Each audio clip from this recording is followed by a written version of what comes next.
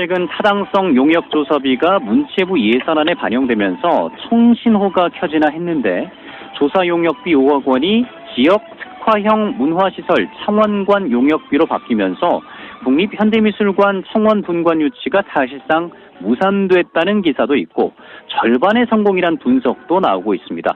최영도 국회의원과 함께 알아보겠습니다. 의원님 안녕하십니까? 네, 안녕하십니까? 예, 반갑습니다. 국립현대미술관 청원 분관이 이제 지역 특화형 문화시설로 건립될 것으로 보이는데 이게 전체적으로 어떤 상황인지 한번 설명해 주시죠. 네, 이제 절반의 성공이라는 표현이 맞는 것 같고요.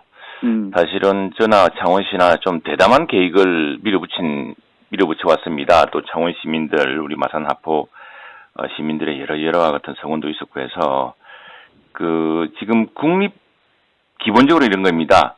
우리는 국립현대미술관, 서울에 있는 국립현대미술관 같은 그런 멋진 시설을 우리 지역에 유치하고 싶은 겁니다. 그런데 이제 기재부의 의견은 이 국립시설이란 것이 전국의 주요 도시에 다 설치해 줄 수는 없는 것이다. 어떻게 마산, 하포, 창원에만 설치해 줄 수 있냐. 그럴 경우에는 다른 도시들도 다 설치해 달라고 할 텐데 국립을 그렇게 할 수 없다라고 이제 지난해부터 계속 반대해 온 겁니다. 그래서 그걸 제가 국회에서 문화체육관광위원회 또 예산결산위원회 또 본회의 등을 통해서 아주 정부에게 이런 왜 문화시설이 이런 국립현대미술관이 지역에 필요한지 왜 그것이 우리 창원 또 해양 신도시에 필요한지를 계속 역설해 왔는데 그 절반의 이제 성공이라 볼 수 있고요.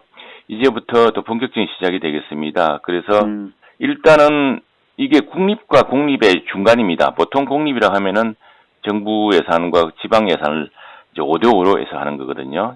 정부가 50%를 주면은 우리 창원시와 경남도가 50%를 내서 그래서 이제 운영하는 게 공립입니다. 공립인데 이건 국공립의 중간 단계다. 그래서 절반 이상의 사실 성공입니다. 한 70% 성공이라고 볼 수 있는 것이 일단은 이 지역 특화형 이것도 현대 미술관입니다. 미술관이 되면은 정부가 70%를 냅니다. 이제 건설비부터 운영비까지. 그다음에 우리는 30%를 내는 거죠. 그러면 국공립에 그래서 중간 단계다라고 이제 기재부가 저희한테 설명을 해왔고 그런데 그걸 국립현대미술관다운 미술관으로 가려고 하면은 이제 조금 더 발걸음을 내딛어야겠죠.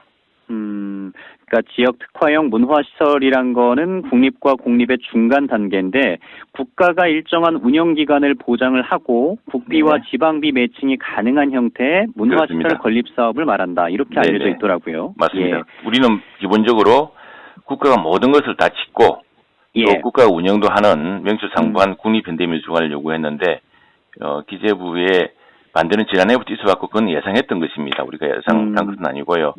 그러나 간절한 염원을 모아서 어떻게 국회와 청와대, 정부까지 다 지역으로 이전시키면서 미술관은 어떻게 다 서울로 이렇게 집중시키느냐.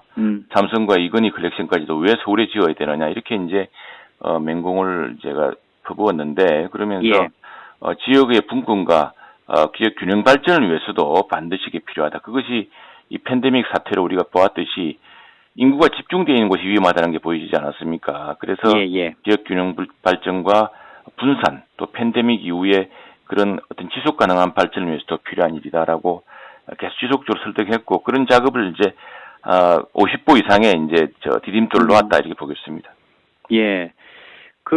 결국은 어찌 보면 이제 기재부의 벽에 좀 막힌 모습이긴 한데 앞으로 이 기재부를 더 설득할 수 있는 방법도 있을까요? 네, 이제 설득하는데 기재부는 법에 따라 움직입니다. 지금 제가 이번 주에 이제 문화체육관광위원회에서 법안심사소위가 열립니다. 제가 지난해 이럴 줄 알고 마련해 놓은 법이 있었습니다. 그것이 국립박물관 미술관법이라는 게 있는데 지금 국립박물관은 우리 경남에도 두 곳 더 있습니다. 어디냐면 진주와 김해에 있죠. 근데 이제 국립박물관은 그 유물이 발견됐기 때문에 국립박물관을 지었던 근거가 생기는 겁니다. 그래서 기재부가 국립박물관을 경남에 지어달라는 것은 그 근거만 있으면 이제 반대할 수가 없는 거죠. 근데 현대미술관은 어떻게 되어 있냐면은 둘 수 있다라고 아주 이렇게 재량적으로 정부가 재량에 따라 할 수 있도록 되어 있습니다.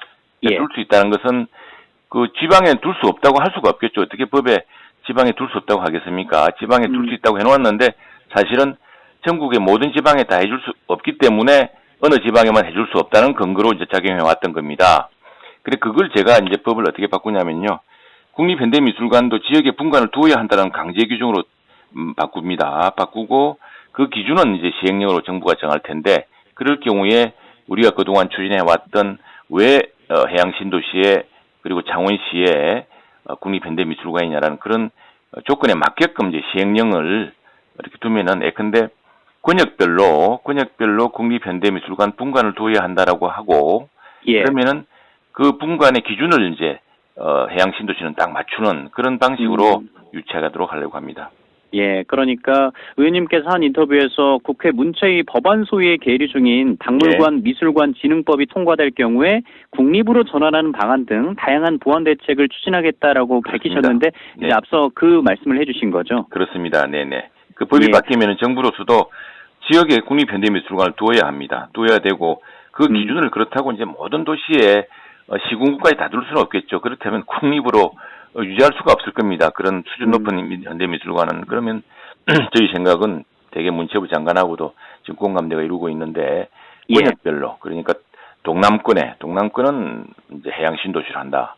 그리고 그다음에 이제 호남권은 이제 광주의 아시아 문화 전당이라는 게 있습니다. 뭐 그렇게 한다든가 하는 그런 방식으로 크게 한 5개 권역 정도로 나누어서 하기로 하고 그걸 우리 창원의 해양 신도시로 하는 그런 구상으로 지금 정부랑 법을 바꾸고 있는 겁니다.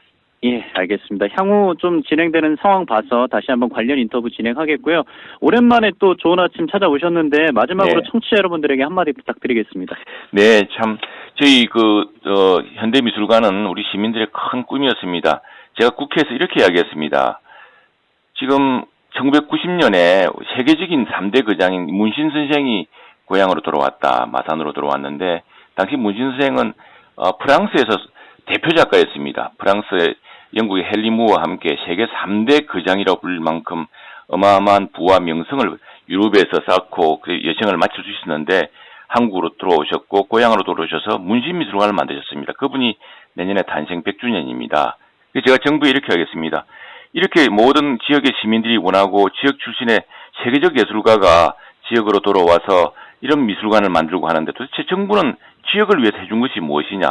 이렇게 일렬한 시민들의 열망 25만 명 이상의 서명과 또 문신 선생이 이렇게 보여준 그런 큰 헌신과 희생에 비하면은 정부는 도대체 지역을 위해서 무엇을 했느냐고 제가 아주 질타를 했습니다. 내년이 문신 선생 100주년입니다.